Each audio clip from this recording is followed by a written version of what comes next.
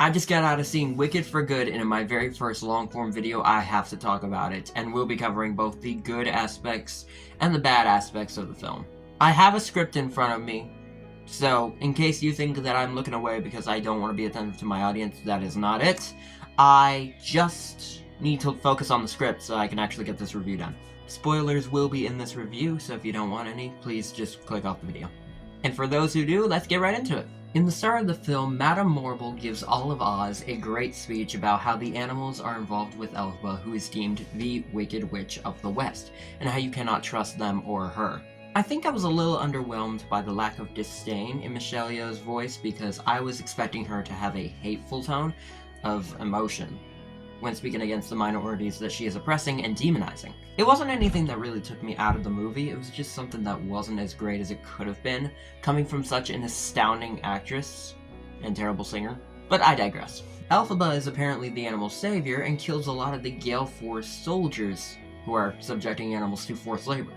This is important to note. Elphaba's cause to free animals from fascism and fight for their protected right of speech did not go anywhere in Broadway's Act 2 of Wicked. And that irked a lot of fans of the book, and fans of Broadway in general.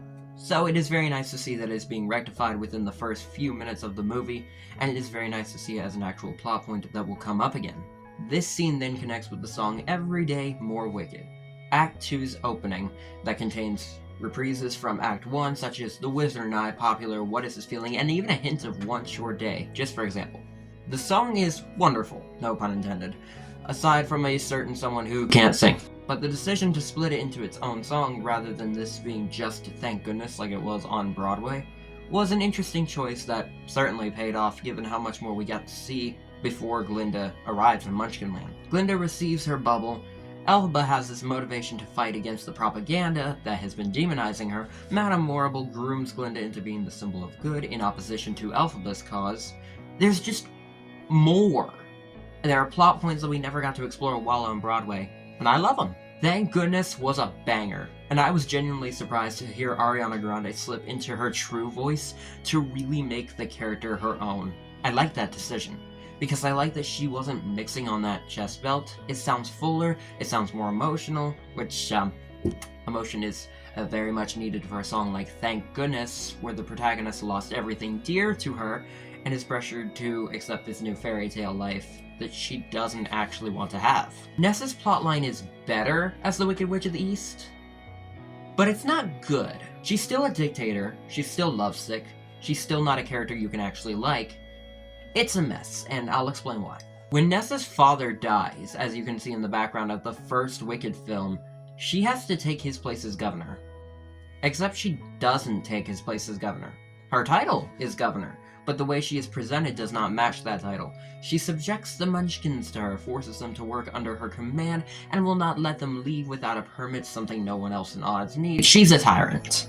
Plain and simple, and sure, that's the point. But is it narratively satisfying? Not really. Nessa Rose is a character deemed wicked. What we know about this story is that those with that title are misunderstood and shunned for something they cannot change about themselves. For Nessa to genuinely be a tyrant, which she also was on Broadway, really saddens me. This could have been a story about how she truly wants the best for the Munchkins because she loves Bach, but sadly it wasn't. It was a story about how Elphaba is the only good person left in Oz, and I just can't get behind the idea of someone perceived as wicked by propagandizers being genuinely wicked, and then another someone perceived as wicked by propagandizers as an actual saint, especially when one witch is a different race and the other is disabled. Oh my. Bach confesses that he doesn't love Nessa and she loses it. Elphaba enchants Nessa's silver shoes, turning them red for a brief few seconds. It's a direct callback to Defying Gravity, where Elphaba is holding to her word. Everyone does deserve the chance to fly, because she doesn't believe anyone should be restricted from following their dreams. But this is the sad part about it all. Bach still doesn't love her. She still can't be happy without him, even if she can fly. So what does she do? She does the only sensible thing possible. She enchants his heart. His heart shrinks because Nessa mispronounced the words during a spell in the Grimoire, but it doesn't disappear at all. Still, it dangerously restricts his movements, causing him to collapse and suffocate to near death. It is Elphaba who saves his life by transforming him into the Tin Man that we see. This is the best part of the film because of the inherent contradiction in Bach's actions, which is blatantly addressed, and that's his emotional states. The character of the Tin Man has so much heart that he could probably rival Elphaba, and we see that in how he reacts to his transformation. Now, to explain, having a heart doesn't mean being kind to everyone, it means expressing emotion. He was so emotional about being turned into the Tin Man that he went on this journey to kill Elphaba as a way to rectify the suffering he's enduring. It's a very dark take on him truly having a heart the entire time.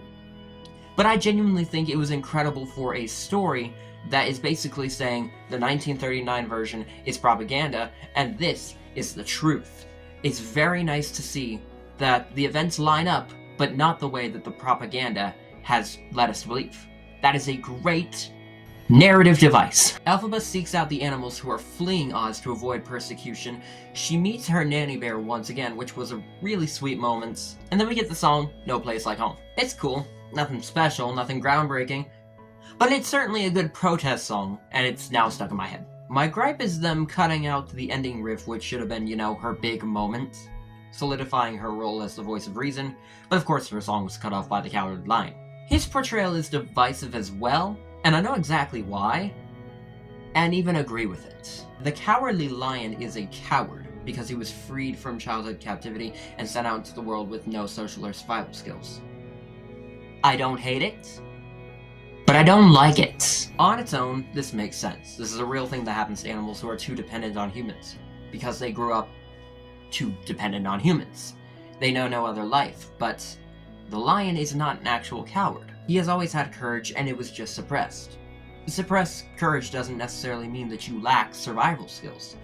It means you don't know how to stand up for yourself. What I would have preferred from this is that he ran into other animals who had bullied or mocked him for being caught by poachers, and how he needed a human to save him. So that the reason he really resents Elphaba is because she is indirectly the cause of him not being able to stand up for himself, since now he cannot deny that he was in fact saved by a human and could not save himself. It is almost like being insecure, that you are not strong enough, that you have to be reliant on others. And that is a very powerful thing that really could have been shown. It's nothing too different. The story that we got can still reasonably work with the current storyline that's connecting to Oz canon. But the one I'm proposing might have fit better. Glinda's getting married soon, and on the night before, Elphaba pays her a little visit to let her know that she will go and expose the wizard for deceiving the masses. Glinda objects to that, saying that she needs to come along, and ultimately gets to join her. This leads into the song Wonderful, yay! I hate it. The Broadway version of Wonderful was miles better, and it wasn't even close. Look at these lyrics. I never asked for this, or planned it in advance. I was merely blown here by the winds of chance. Respected, worshipped even, just because the folks in Oz needed someone to believe in. I got carried away, and not just by a balloon. Yes, it's corny, but it's good corny. These lyrics explain that he's seen as the God of Oz, which is not something he expected or wanted, but received and accepted regardless. He took it too far, did way too much, but he loves the praise and worship enough that he won't stop being what they asked for. None of these lyrics are present in the film, and I will forever resent this scene for that, even if I do love Glinda being here in this musical number. The visuals are absolutely amazing. Glinda is the inclusion that was sorely needed, but I hate the new lyrics. Well, aside from one, is one a crusader? A ruthless invader? This is a line that doesn't fit the pattern of perceived evil and perceived goodness, in that order, which occurs in every line before it. The line was changed to, is one an invader, which is perceived evil, or noble crusader, which is perceived good. Crusaders aren't noble, but he's trying to gaslight Elphaba into accepting this label as perceived goodness, so she can also accept the label of perceived evil, which is an invader. This is the only lyric change that I will defend with my life. After the song, the flying monkeys are freed. Glinda has her dream wedding, and Elphaba discovers a room full of caged animals who can't speak anymore. Elphaba calls the wizard a very bad man, which is tied back to Dorothy and the Wizard of Oz. I think it's a bit too on the nose for my liking, and just a bit too silly to say after discovering the behind-the-scenes suppression of speech in oppressed minorities. The animals are freed by Elphaba, and they crash the wedding. Fiyero then goes off to find Elphaba, ends up arresting the wizard, and imprisons him. The imprisonment scene was odd because the wizard didn't face justice. He was caged and then immediately released, which is like, why wouldn't you actually imprison him to where he can't escape? Anyways, Fiyero goes off with Elphaba. Glinda asks Madame Morrible to create a rumor about Nessa being endangered and then has her solo reprise, I'm Not That Girl, which is meant to mirror Elphaba. Ariana's vocals are amazing as always and delivered so emotionally. We then lead into As Long As You're Mine. I have thoughts. Kiss me too fiercely, hold me too tight. Reminder that these lyrics are sung whilst neither of them are holding each other or making out at all, which is not a problem that the Broadway adaptation had, as they are very, very spicy on stage. I'm genuinely surprised that the film didn't do this when this is the same movie that showed us the aftermath of Fiyero sex. I said what I said. Madame Morrible decides not to create a rumor about Nessa Roach being in danger. She actually endangers her. This is the cyclone that she with her own magic created, and it brought Dorothy to Oz, which, as we all know, crushes Nessa. The following scene is right after the events of the Wizard of Oz 1939 film, with Elphaba threatening Dorothy for stealing Nessa's shoes. Dorothy is walking down the yellow brick road, and the Munchkins are guiding her on her journey. Continuity error. Glinda is not supposed to be here. By the time Dorothy gets down the road, Glinda is in her bubble floating away. She should have had her interaction with Elphaba later, probably in the Emerald City, where she lands somewhere to talk about those events, rather than being right there when, in the film that we quite literally could go back to, the Wizard of Oz classic. She's gone. She left. And if it was in the Emerald City, it would also explain how the Gale Force's soldiers got there so fast, because Oz is big. There's this emotional moment of Glinda mourning for Nessa, and Elphaba does the same. But then... But then they play the following cat fight for laughs. Again. Oh boy, I am really bitter about them playing the aftermath of an argument and a mourning for a silly joke. Fiyero comes in, committing treason in front of his entire squadron. Bold move. Holds a gun to Glinda's head to get Elphaba safe and sound, which she is, thankfully. But as soon as he puts the gun down, his squadron, who witnessed this treasonous act, has him hung on a cross, crucified, and beat to death. Wow. No Good Deed is the best song in this movie, and let's not pretend that it isn't. Just two gripes, and it's, of course, some lyric changes. In No Good Deed, the Broadway version, Elphaba and Glinda are supposed to be united by their concern for Fiyero, with them both harmonizing his name at the very start of the song. They do not do that here. Glinda sings the first Fiyero line, and Elphaba doesn't join her in on it. Still don't know why. Elphaba has another lyric change as well. Since I cannot succeed, to and since I can't succeed. It is so unnecessary, and so out of rhythm with the previous line, I just hate it. We now segue into Dorothy meeting the wizard and being told to bring back the broomstick of Elphaba. This is a scene in the Wizard of Oz classic, but it's retold with the context of Wicked. Nothing much to say here, I just like it. From here, we get March of the Witch Hunters. It's the same as on Broadway, nothing changed, though props to Ethan Slater for his terrifying performance as the Tin Man in this song. This was the moment in the theater when I saw that Buck still has a heart. His truly apparent emotional distress proved that. Glinda gets to sing her new song, Girl in the Bubble. It's cute, it's bubbly, also no pun intended, and it's emotional, but it's also not groundbreaking.